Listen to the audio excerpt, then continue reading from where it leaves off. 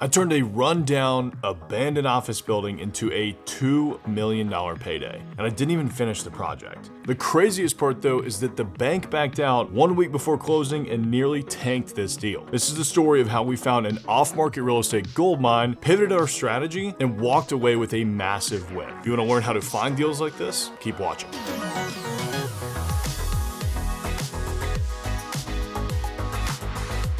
I'm Tyler Cobble. I'm a commercial real estate investor. I've been doing this for over 12 years at this point, and I'm really good at finding off-market deals and pivoting those strategies to do something new with them so that we can create a lot of value. That's exactly what I'm going to show you today. I wasn't even looking for a deal in Chattanooga, at least not seriously. I was actually on my way down to Atlanta to check out some properties for another development project I was working on when I had a thought. While I'm driving through Chattanooga, why not see if there are any off-market deals worth looking at? So I pulled out my phone, hopped on Instagram stories, and posted something super simple. Driving through Chattanooga today, anyone got any off-market deals I should check out? Did I expect anything to come from it? Not really. But this is why networking is everything in real estate. One of my followers saw my story and sent it to a friend. That friend, he knew of 3 properties that I should check out while we were driving through. So a few hours later, here I am in Chattanooga touring these buildings. 2 of them, not really that great. But then I stepped into Newell Tower. This was a 41,000 square foot 2-building property right in downtown. And when I asked how much they wanted for it, I almost did a double take. $1.8 million, less than $50 a square foot. If you know anything about commercial real estate, you know that that's insanely cheap. Even though office space has been struggling post-pandemic, that location was prime. The area was walkable, it was surrounded by retail, and it was in the heart of the city, not to mention just down the street from the University of Tennessee at Chattanooga. Now, here's the thing. Cheap real estate doesn't always mean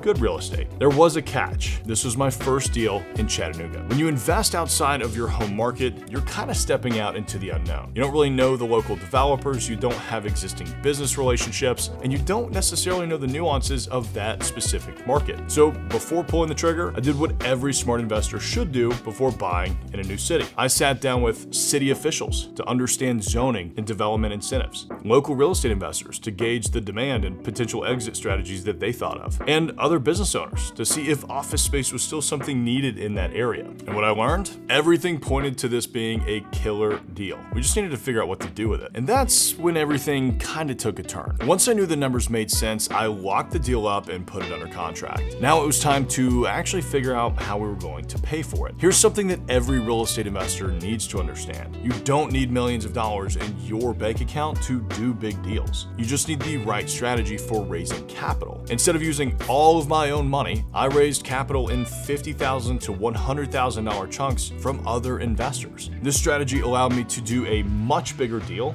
than I could on my own, allowed me to minimize my own personal risk, and I was able to give investors a solid return while keeping equity in the deal. I then went and secured a bank loan to cover the rest. Everything was moving forward smoothly, we were set to close, and then one week before closing, the bank pulled out. I was stunned. I've closed a ton of deals, and this had never happened to me before. The craziest part though was that this was the same bank that had financed another project of mine, one that was wildly successful. So they already knew me, they knew how we operated, and they had already approved this deal. So now I'm in a serious bind. I had over $100,000 in earnest money on the line, my own personal funds, and if I didn't close, that money was gone. We had 1 week to figure this out. 1 week to come up with an entirely new financing strategy, or we would just lose the deal and lose our money. So we had to scramble fast. And that's when I saw an opportunity, the seller. I went to them and said, look, the bank just pulled out. I still want to close on this deal. Let's talk about seller financing. After a couple of rounds of negotiation, we agreed on a 5% interest-only loan for 5 years directly from the seller. They just became the bank on the deal. And you know what? That financing actually turned out significantly better than the bank loan. Not only were we able to get a lower interest rate, but I didn't have to worry about bank underwriting headaches, and obviously we had more flexibility on the terms with an interest-only payment for 5 years. We locked in the deal just in time, and the building was ours. And that, my friends, is why you always have a backup plan in commercial real estate. Because when the bank says no, you still need to find a way to get to a yes. Our original plan was pretty simple. Renovate the building and lease it as office space. We knew office had struggled after the pandemic, but the price per square foot was so low that even if we turned it into micro offices, which I had done successfully on another project during the pandemic and then leased them at a below market rate, we'd still be sitting on a solid deal. And that was the plan until we saw this. Just 2 blocks away, we found a micro apartment complex renting tiny 300 square foot units for twice the price per square foot of the average market rent in Nashville. And where was this complex located?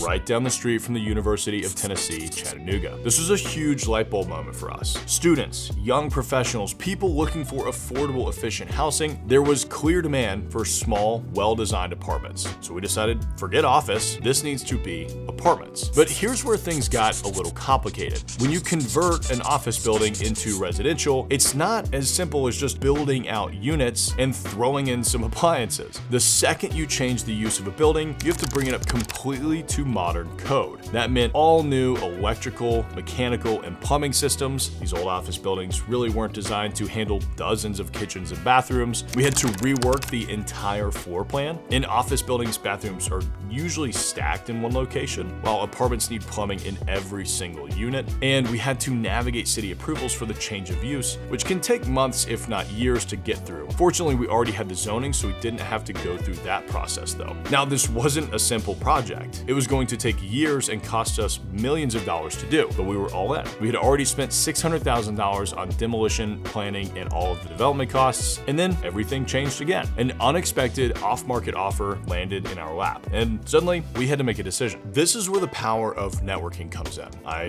didn't list the property, I didn't run ads, I really wasn't even trying to sell it, but out of nowhere, I get a text. And the guy on the other end, he had worked on this building before and was interested in buying it. His problem was he didn't even know that it was available for sale. This is why off-market deals are so powerful. When a property isn't publicly listed, there's no bidding war, there's no competition, there's no sense of urgency either. Buyers assume it's not even an option until they hear otherwise. So he asks me, what would you sell it for? And I threw out a number that I thought was high, that he would say absolutely not and move on from, which was $4.5 million. I expected him to negotiate, maybe push back, and instead he instantly accepted it. And that's when I realized, damn, I should have asked for more. So that was a pretty big lesson learned. Always aim higher. Now, here's where things got interesting. The buyer was under contract, but they needed more time to close. So we told them, fine, but it's going to cost you. We had them put down an extra $100,000 of non-refundable deposit. That way, if they couldn't close, we'd still walk away with a nice chunk of change. After all, the property was under contract, we should be getting paid for that. But then the deal almost fell apart. The buyer struggled to get financing together, delays, excuses, last-minute scrambling, and then at one point, they even threatened to sue us if we didn't work with them. Here's a pro tip. When someone threatens legal action during a deal, you better have an A+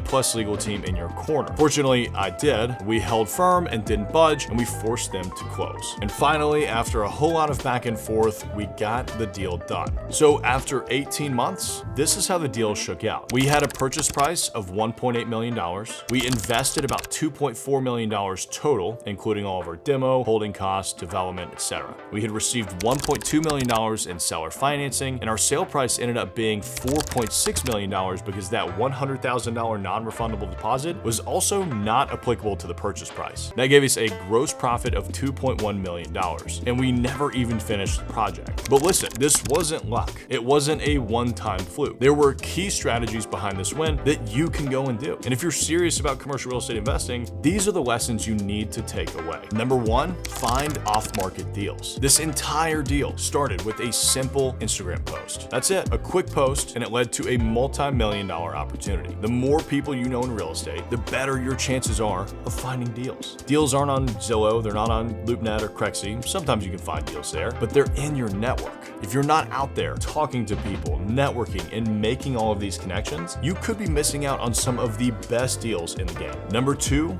raise capital to scale. If I had put all of my own money into this deal, I never would have been able to do it. But by raising capital in $50,000 to $100,000 chunks, I was able to take down a much bigger project without overextending myself. It's how you go from doing one deal at a time to building a real estate empire. Investors are out there. They want to invest in these deals, so just let them know that you raise capital for these.